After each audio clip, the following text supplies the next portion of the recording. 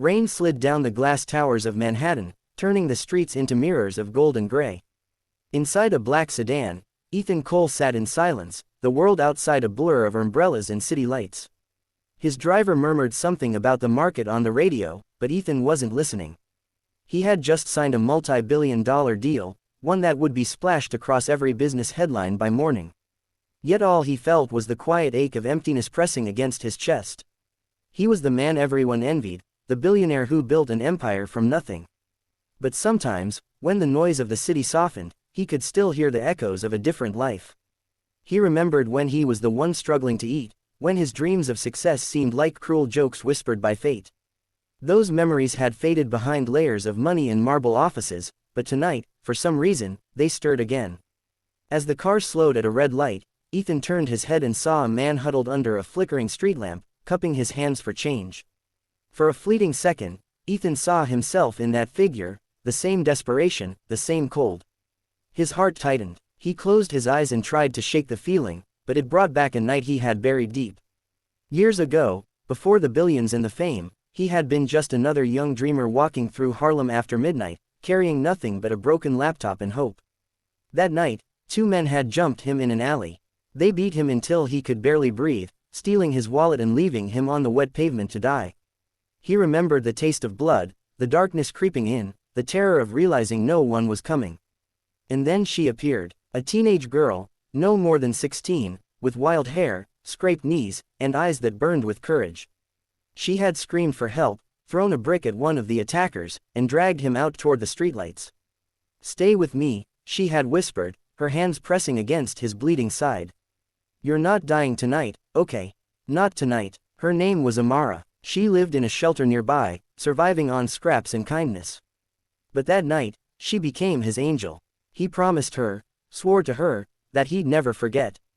And he meant it. For a while, he even tried to find her. But time, business, and ambition swallowed everything. Eventually, her face became just a flicker in the fog of his memory. Until the moment he stepped out of his car that rainy evening. He walked toward the glass doors of his building, his umbrella cutting through the storm, when a soft, trembling voice reached his ears. "Please, someone help." He turned. At first, he saw only the movement of the rain. Then his gaze caught on a woman sitting against the wall near the corner, a cardboard sign clutched in her shaking hands, "Hungry. Please help. God bless you." The sight rooted him to the ground. Her clothes were soaked, her hair matted, her eyes hollow, but something about them, something in the shape of her face, struck him hard. Slowly, she lifted her head. Their eyes met, and recognition hit like a bolt of lightning. It was her. The girl who had once saved his life was sitting on a sidewalk, begging for food. Ethan felt his chest tighten, guilt and disbelief twisting inside him. He stepped closer, the noise of traffic fading away until there was nothing but the sound of rain between them. "Amara," he said, his voice barely more than a whisper. Her eyes widened, and for a second, hope flickered in them. Then shame rushed in to smother it. "Ethan," she breathed, voice fragile and uncertain. The years, the distance, the billions, all of it vanished. He saw not a stranger, but the girl from that night. The one who had risked everything for him. And now, she was the one who needed saving. For a long moment, neither moved. Then he knelt before her, ignoring the cold water soaking his suit. "Amara," he said softly. "Please don't look at me," she murmured, turning her face away. "Not like this." He hesitated, searching for words. "What happened to you?" She gave a weak, bitter laugh. "What always happens. Life." Her hands tightened around the sign. "I lost my job when the diner closed. My son got sick. I tried to keep up with the bills, but when the landlord raised the rent, we had nowhere to go. The shelters are full. We've been on the streets for a week." Her voice cracked as she spoke, and she pointed toward a cardboard box beside her. A small boy lay curled inside, sleeping under a thin blanket. "He's only 7, she whispered. "He shouldn't have to live like this." Ethan's throat burned. He looked at her trembling hands, the bruises of exhaustion around her eyes. All the luxury he had built, the private jets, the penthouse overlooking Central Park, felt meaningless in that instant. "You helped me when I had nothing," he said quietly. "You saved my life. Let me help you now." She shook her head, shivering. "You don't owe me anything. You don't even belong in my world." He smiled sadly, the rain dripping from his hair. "Maybe I don't. But I owe you everything. Her eyes filled with tears. People like you don't stop for people like me. Not really. You'll drive away and forget again. Her words pierced him like glass because he knew she was right, he had forgotten once. But he wouldn't again. He took off his heavy coat and wrapped it gently around her shoulders. Come with me, he said firmly. She blinked, confused. What? Come with me. You and your son. I can't, she whispered. They'll think I'm. He interrupted softly, holding out his hand. They'll think a friend came for you. For a heartbeat, she hesitated. Then, with trembling fingers, she took his hand. He helped her to her feet and guided her toward the waiting car. His driver stood under an umbrella, eyes wide but silent. Ethan opened the door himself and helped Amara settle inside with her son. As the car pulled away, Amara looked out the window, clutching her sleeping boy against her chest. Rain streaked down the glass like tears.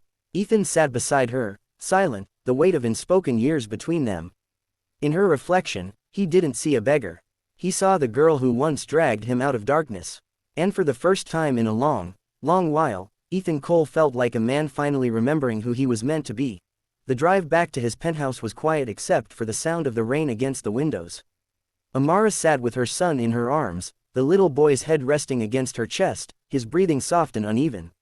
She looked down at him, her fingers brushing through his damp curls, then glanced toward Ethan. He sat beside her, hands clasped tightly, his face unreadable. The billionaire who commanded boardrooms and spoke before governments suddenly looked nervous, almost human again. When they arrived, the car rolled through the private entrance of his building. A valet opened the door, but Ethan stopped him with a nod. No cameras, no attention. He led Amara and her son through the quiet lobby and up to the top floor. The elevator doors opened into a vast penthouse, all glass and marble, the skyline of New York glittering like a sea of diamonds beyond the windows. Amara froze. Her soaked shoes squeaked against the polished floor.